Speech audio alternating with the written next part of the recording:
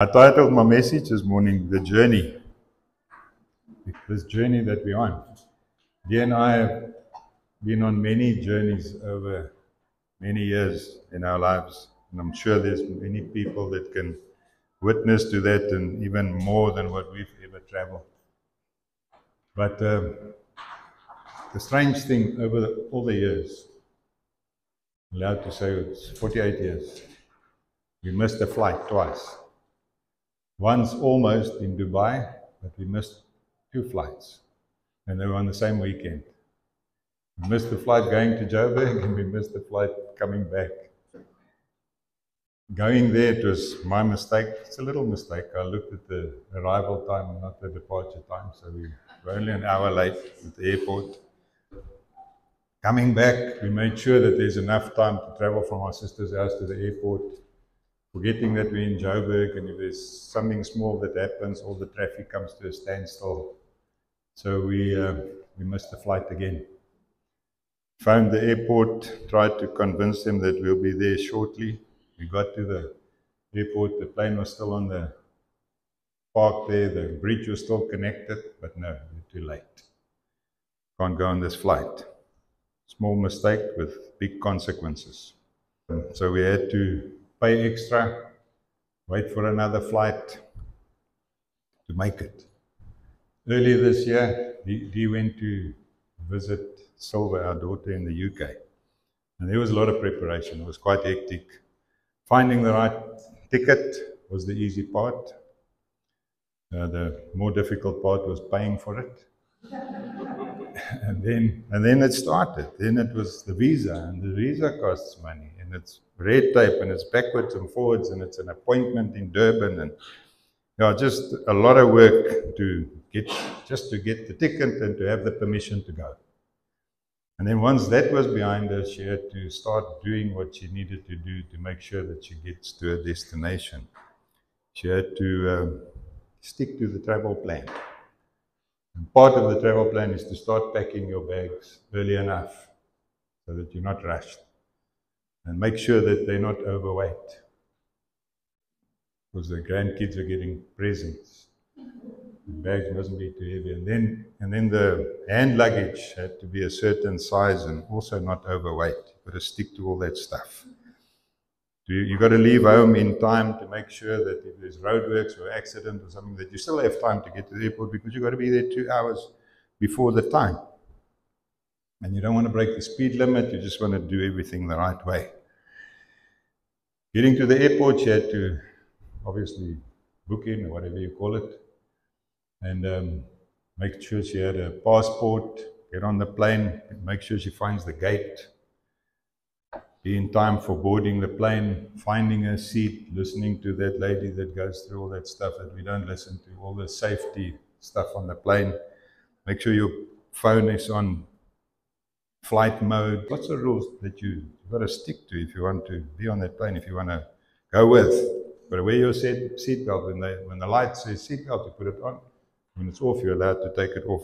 All kinds of things like that. You've got to stick to whatever they require of you. When she got to Dubai, she had to go through passport control. They checked her luggage, they checked the passport. She had to find the connecting flight to the UK. When she got there, she had to go through customs again and all the rigmarole before she eventually made it to Silver. So here's the point I want to make. It amazes me how much effort we put in and to what lengths we'll go to travel to an earthly destination. We don't care what it costs. If we want to go, we make a plan. Fly now, pay later, whatever the plan is, but you'll go. And when you've got your ticket, you'll make sure that you do everything they say to make sure that you get to your destination. Whatever you're told on the journey, to make sure you get there. Very different compared to how lightly we take our journey to our eternal destination. We take it very lightly. We don't think that you have to be all that intentional.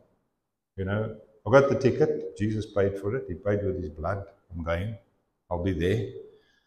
So I don't have to be so intentional. And then that causes me to treat the journey as if it's the destination. As if this is it. This is the final thing, you know, this is what I live for. The ticket was free. Think somehow if I just chill, I'll make it. Gave my life to the Lord. I was baptized. I'm ready to go. We used to sing an old song, I'm baptized, I'm ready and I'm longing to go. Forgetting that I need to play a part in this going. I can't just get baptized and sit on my backside and wait to go to my eternal destination. So what I do is I just hang on to this ticket and hope for the best. After we bought her ticket, if she was not intentional about everything that she had to do to go, she would never have gotten to the UK. She had to stick to the travel plan. When I talk about our travel plan on earth, it's not to get the ticket. We have the ticket. But we have a responsibility with this ticket to make sure that our journey is smooth and that our journey is according to God's plan and everything that God expects from us and wants to use us and work through us. Another thing that amazes me is the amount of money parents spend on their kids' education. Private schools and all, to set them up for this life. And by the way, they don't have a choice in the matter. Kids can't decide whether they're going to school or not. They will be educated. They can't decide whether they're going to take part in sport. They will take part in sport because it's all part of bringing them up, getting them ready, setting them up for this life. But when it comes to the eternal destination, there are many parents who don't want to upset the kids. You know, we're not going to force anything on them. They're human beings. They must choose for themselves whether they want to be educated in the way, the truth, and the life. Let them decide. Right now, it's already costing a lot of money. They're already very busy. They got after-school activities. They got their sport. They got their homework. They got a lot of stuff to do. It's hard enough as it is. By the weekend, they've finished. You know, so just leave them. Let them relax. I thought, imagine if we treated school education like that, then grade 1 would never have seen me.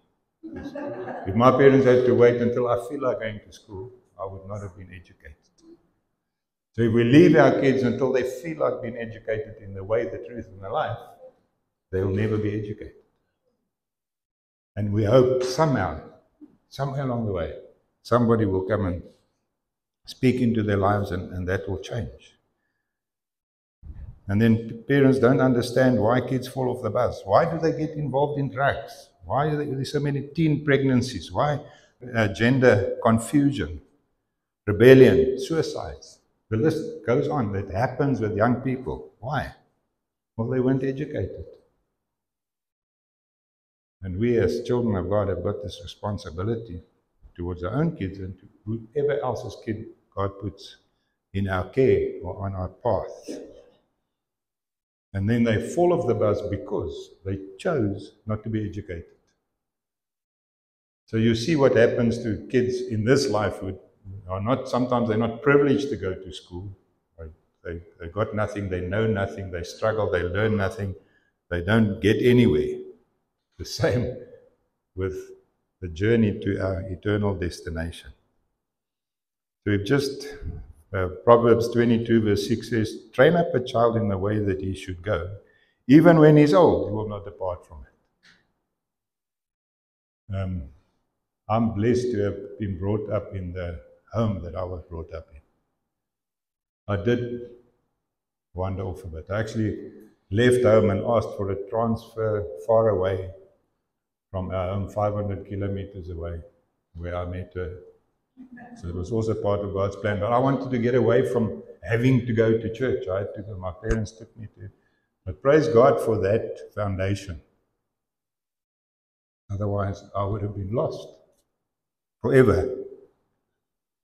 We've just finished the book of James. One of those books that's got many road signs, many things to help us, many direction and advice on how to handle this journey that we are on.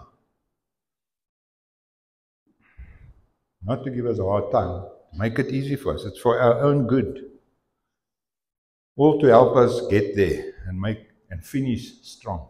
We want to finish strong for the Lord. It's good if somebody makes it by the skin of their teeth. Praise God, they made it. Like the guy on the cross, he made it. But that was definitely not what God planned for his life on earth.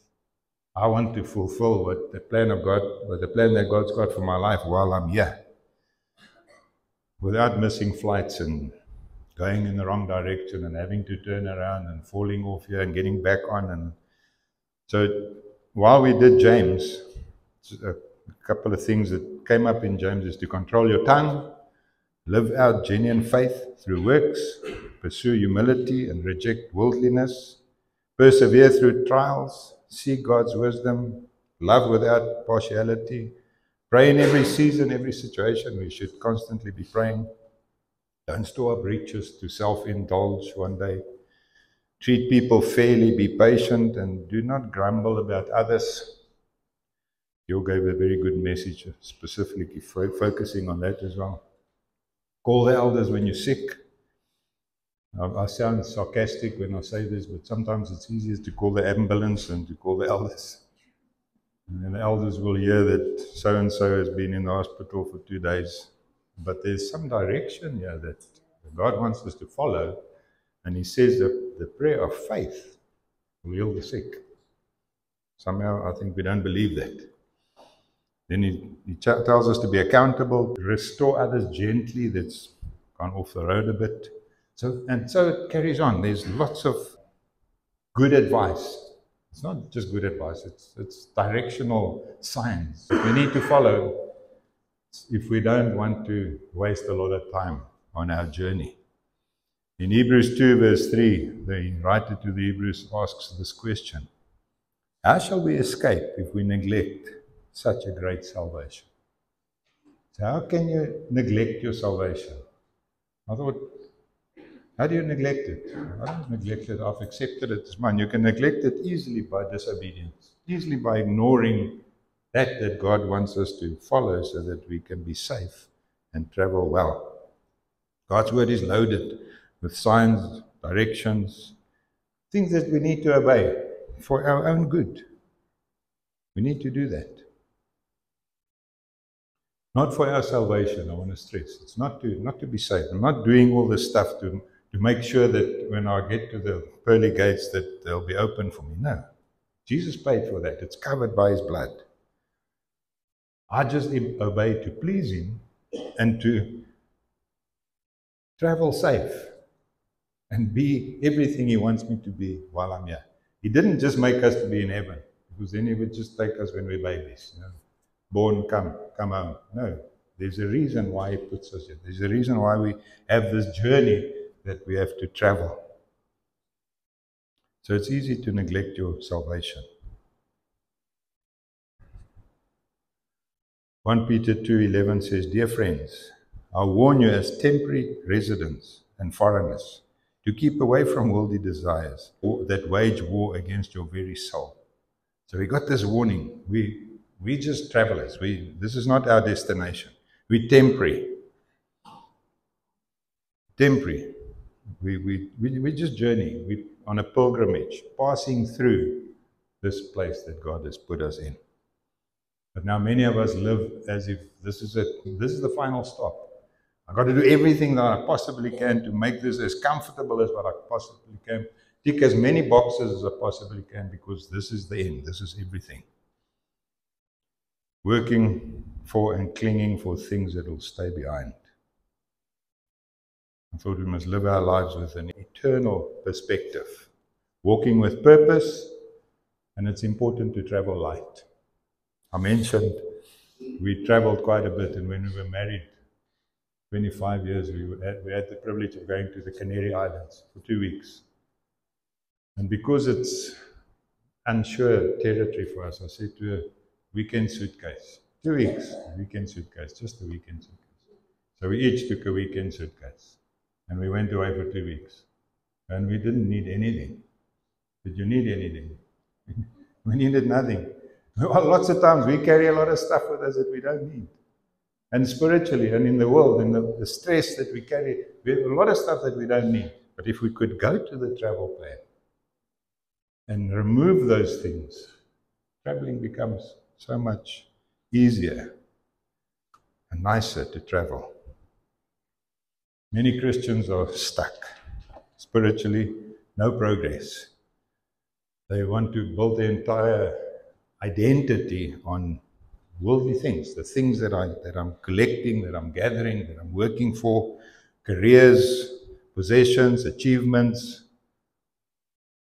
And I'm not against it. It's all amazing stuff that we can enjoy. But what we have is what God blesses us with, and we can enjoy it. But we must always keep in mind, this is not the destination. This is not what it's about. This is not the first priority in my life. So we must stop treating temporary places as permanent homes. Hold loosely to what's going to pass away, because everything that you see around you, everything, even this body, is going to pass away. It's going to stay behind. We need to hold firmly to what never passes away, and that's Jesus. We need to keep our eyes fixed on Him. And I thought, did Dee enjoy the journey to the UK? Not at all. She didn't. There must have been moments. Maybe she likes the food on the plane. I don't know what you enjoy. But it was no fun. It's not fun trying to sleep, especially in economy class. It's no fun taking a connecting flight. It's no fun being alone there in Dubai, because she had to find a way by herself. She had to take this connecting flight, going through the customs and all that, and then being alone. It's never fun going through customs. I've often said I always feel guilty when I go through a border post. Even if I'm not guilty, I feel guilty, because we might have a bit of biltong or fruit or something in the car, and now you're traveling and you think, I wonder if I'm allowed to take this in, wrap it up, hide it away. I hope they don't find something in my car that's not supposed to be here. I always have that feeling, and you drive out, you look in the mirror, somebody following me. Let me get away from this border post. I've been to Swaziland over 150 times. I still feel like that when I go through there. I always think maybe rules have changed and I don't know about it. So it's not fun going into a place that you don't know. But what made her endure it is she knew Silver was waiting for her. I haven't seen her for 5 years.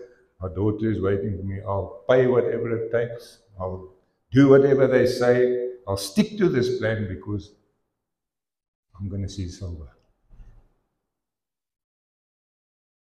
That's what makes it worthwhile. Our journey to eternity also sometimes will make us lie awake at night.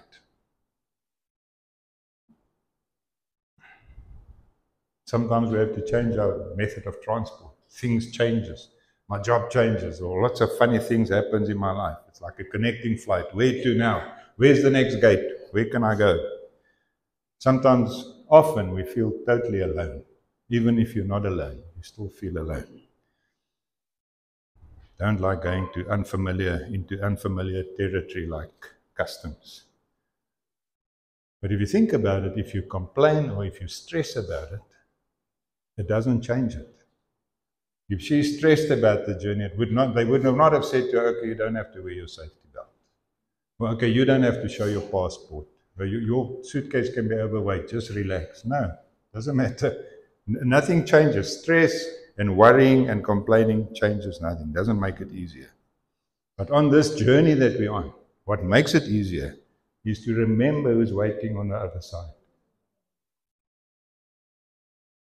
Remember that you're not alone, that you are never alone. Even when you feel alone, go to the Word of God. It will tell you over and over, I will never leave you nor forsake you.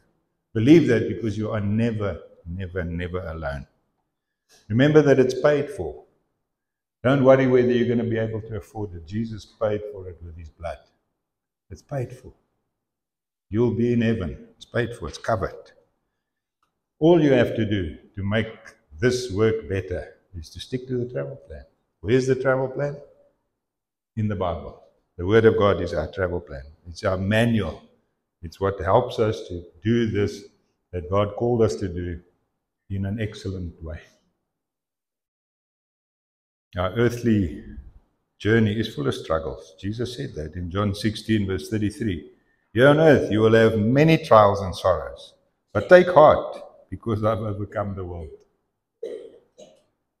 Didn't say you won't, because you won't have trouble because I overcame the world. He says take heart, because you will have many trials and sorrows. And God allows those because they grow us. They make us strong. They make us strong for the race. Stronger. Every time we've gone through something and we look back, many times when you're in it, you think, I'll never make it through this. But when you look back, you realize it's actually made me stronger. Psalm 84, verse 5 to 7 says this, Blessed are those whose strength is in you, speaking to God, in whose heart are the highways of Zion. As they go through the valley of Baca, valley of weeping, that's what it means. They make it a place of springs. The early rains also covers it with pools. They go from strength to strength. Each one appears before God in Zion. We'll all see him. We're all going to see him face to face. We're on our way there. But while we're traveling, he makes sure that what we go through will make us go from strength to strength. It's a journey of faith. We can't do this without faith. We can't do this without believing in God and in his word, everything that his word tells us. You will pass through valleys. No, but God uses them to transform us. It changes that into an opportunity of growth. Go from strength to strength, the Bible says. The obstacles in this journey will shape you. The guys that's been to the army will remember that in the army, especially in basics, they make you go through these obstacle courses. It's not fun. While you're doing it, you think they're spiteful. They just want you to have a hard time.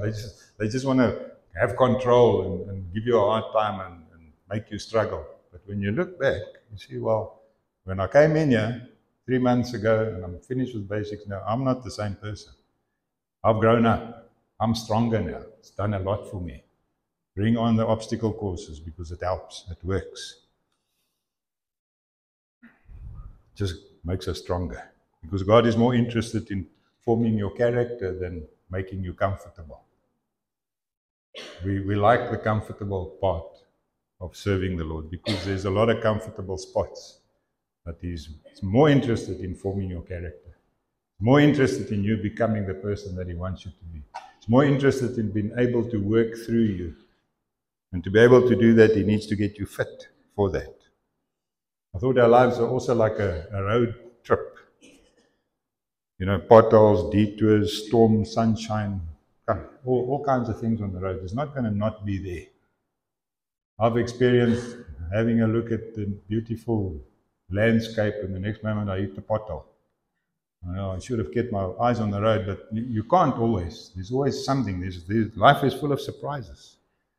Proverbs 3 verse 5 and 6 that we can quote says, Trust in the Lord with all your heart. Lean not on your own understanding. In all your ways acknowledge Him, and He will direct your paths. So wherever the path goes, He'll direct you. Every part of the journey is to shape us. Because 1 Peter 2:11 says, we are sojourners, pilgrims. That means we don't actually belong to this world. We are here. God put us here. And belonging to it, maybe it sounds wrong if I say we don't belong to it, but we don't belong to it. Our DNA is inside us, is heaven's DNA.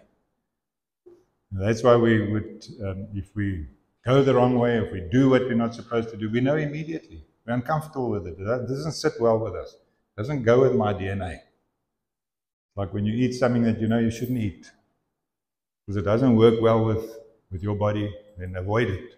And that's how we feel about sin. It helps us to stick to the road that we're supposed to be on. That's why emptiness sometimes hits us even when we're successful. You might be very successful in what you're doing, but somehow there's still this emptiness inside of you. Because earthly things cannot satisfy an eternal yearning. God has created us. We've got this yearning in us for eternity. We don't always realize that. It's like a baby that cries and you don't know why the baby's crying. The baby also doesn't know why it's crying. Sometimes we are like that. We're like babies. We don't We don't know what is it. What is it? What's this emptiness in what it is? The yearning for eternity. The answer, the thing that will stop the crying is Jesus. If we focus on Him. He fills the emptiness because we were made for more. I thought this journey requires focus. It does definitely require focus.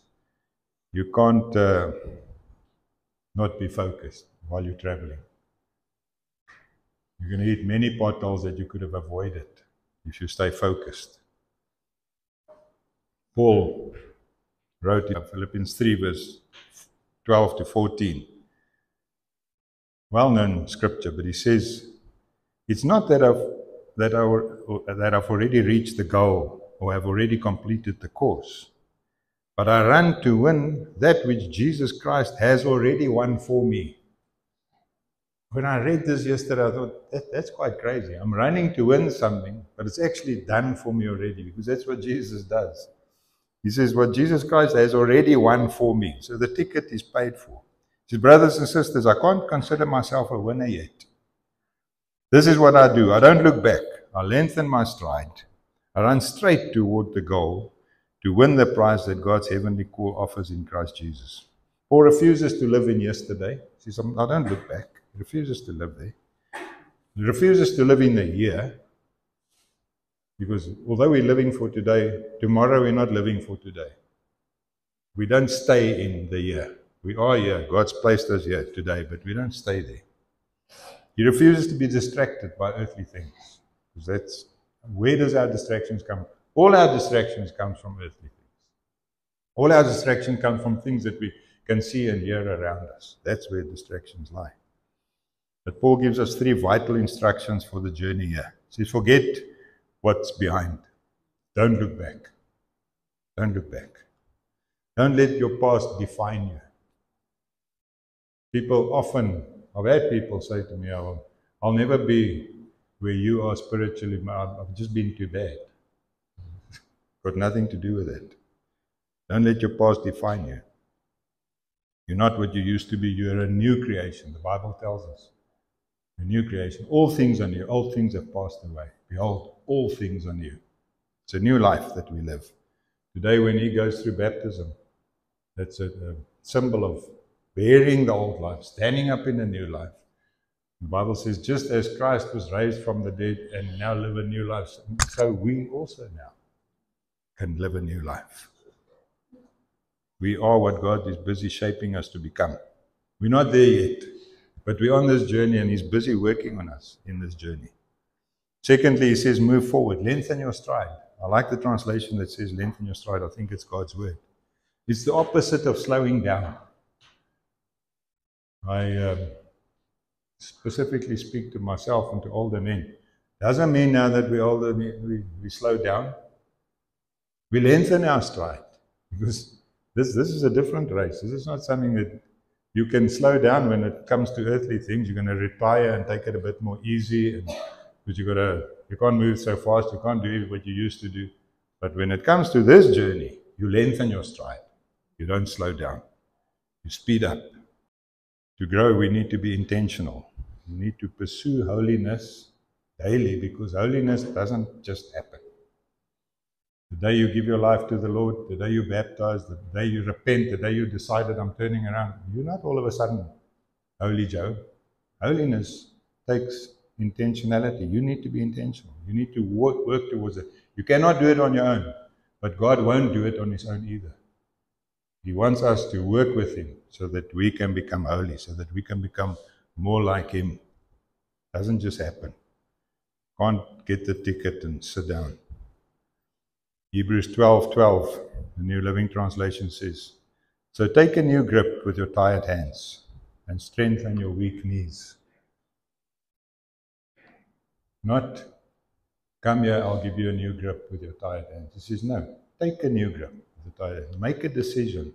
This is what I'm going to do. This is how I'm going to do it. And God's going to help me. I'm going to take this new grip. I'm going to strengthen my weak knees. And then He says, mark out a straight path for your feet. In other words, decide where you're going. Have your mind on eternity. Mark out a straight path for your feet so that those who are weak and lame will not fall but become strong. That's another sermon on its own because we've been watched. So what I do and the direction I take in, people watch me. People are going to watch you because you've made a decision. We baptized today, so people are going to watch you. And then if they see the success in your life, they're going to follow you because that's what they'll do. But we have to take a new grip with our tired hands. We have to strengthen our weak knees. And then lastly, Paul says, run straight toward the goal. Our life on earth is not going with the flow. It is the direction that lots of people are going into. Even churches, just go with the flow. If this is what people want, let's just go with the flow. It's not. It's a deliberate, intentional movement towards Jesus. I have to have Jesus in my sight. I have him in my mind, and I do everything I can do to follow him, to follow hard after him. My intention is to make it to the other side with Jesus by my side. So all my attention is on that. I need to be intentional in every aspect of my life. In my personal life, obviously almost first of all, in my relationships with other people, in my marriage, with my children, my church, be intentional, my occupation, my business, my finances. I need to just point everything to Jesus. Everything. Everything comes from him. Just point it to him. Surrender everything to him. And the journey takes on a different picture altogether.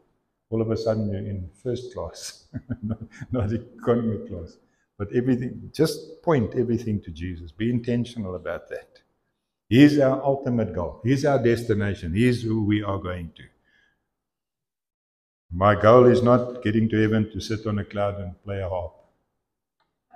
I always wonder where that picture comes from. Whose idea was that we're going to be there and I don't even like a harp. So then I don't want to go to heaven. I'm not going to go to heaven to play a harp. I'm not going there for a crown either. He says we're going to receive crowns, but that's not what I'm after. I'm after him. I want to be in his presence for eternity. Whether there's a crown, whether there's streets of gold, whatever, that's amazing. That's like the stuff we have here. It's a blessing. It's not the destination. Our destination is Jesus. We are after Jesus. We want to walk with him until we see him face to face. Don't want anything else. I'm just about done. In closing, it's a fact that this life is a journey. I need to understand that.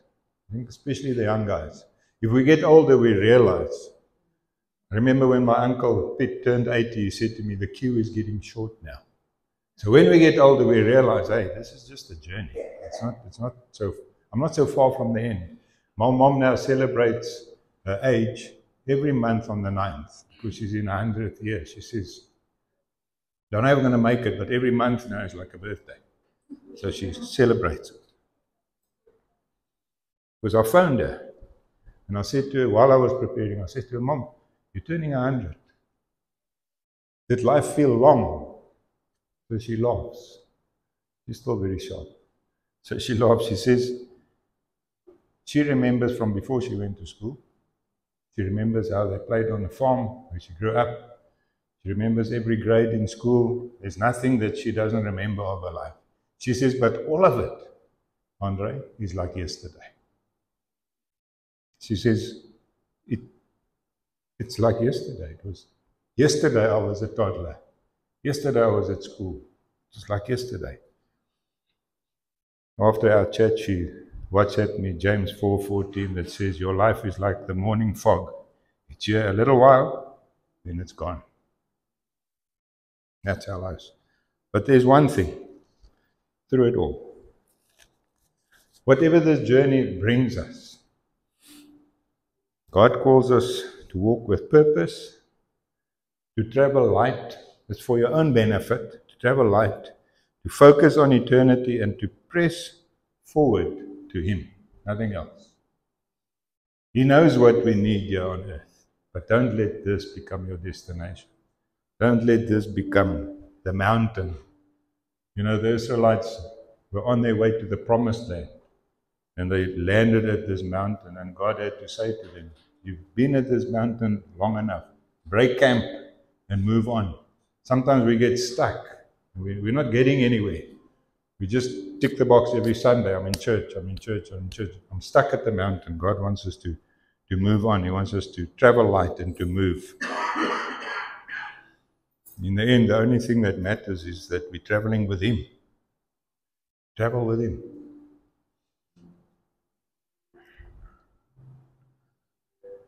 I'm done with what I wanted to share. I thought maybe you've settled in a place that you're supposed to just pass through. Maybe you're stuck. Maybe the mountain that you're at feels like your permanent home. And maybe it's they're in the desert. Maybe in the afternoon there's a bit of shade here. So I'll hang around here. Don't know what the promised land holds for me, but I'm comfortable here. Maybe you're there. Maybe you've lost sight of the destination. The destination is not the mountain. It's the promised land. It's where Jesus is. I want to be with Him. That's my destination. Maybe you're sitting here, you've been to church a couple of times, or maybe for the first time, I don't know. But you've never started this journey with Jesus. And if you don't, you're not going to get there. And sadly, there are not many choices. There are only two destinations. The one you don't have to choose, the other one you have to choose, because if you don't choose that one, you're going to the other one. It is like choosing. It is like making a choice. So I think today God just calls us to, once again, lift our eyes. If that's you, in any of those situations, wants to lift our eyes, see the one who we're walking with, lengthen our stride, travel light, don't be distracted. Why? Because this world is not your home. I must always remember, almost daily, I do a lot of things at our home to make us comfortable, ourselves comfortable. But we must remember, this is not our home. This is just where we sleep at night while we're on this journey. Jesus Himself is our destination. I asked Jules to just play there a bit when I'm done here, because I want to invite you.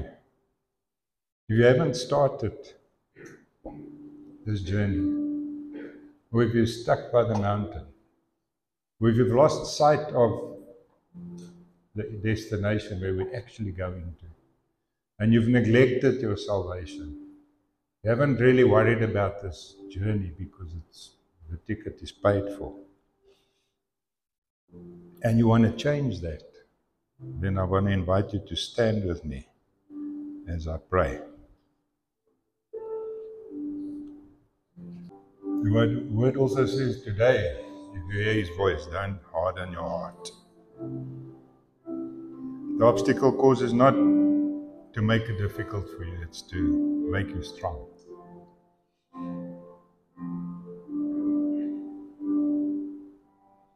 Father, we stand before you, and the first thing that comes to my mind is thank you for being so patient with us. Thank you for a second chance and a third chance, just another chance.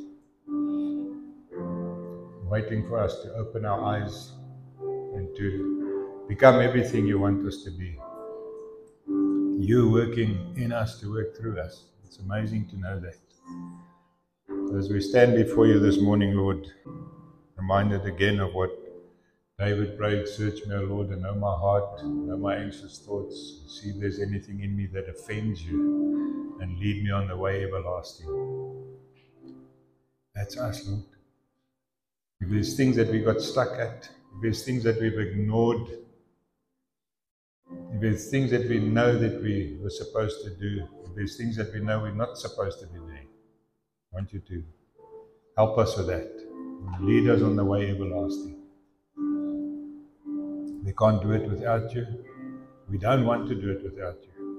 We want to walk with you until we see you face to face. Thank you. By dying on the cross, you made that possible for us. If you didn't give your life, Lord, we would not have had life. So we just thank you for that this morning. Thank you that we can make a first commitment or a new commitment or a turnaround, whatever is happening in each one's heart. Thank you that you're doing the work and we are just willing and obedient. Give you all the praise, all the honor, all the glory. In Jesus' name, amen.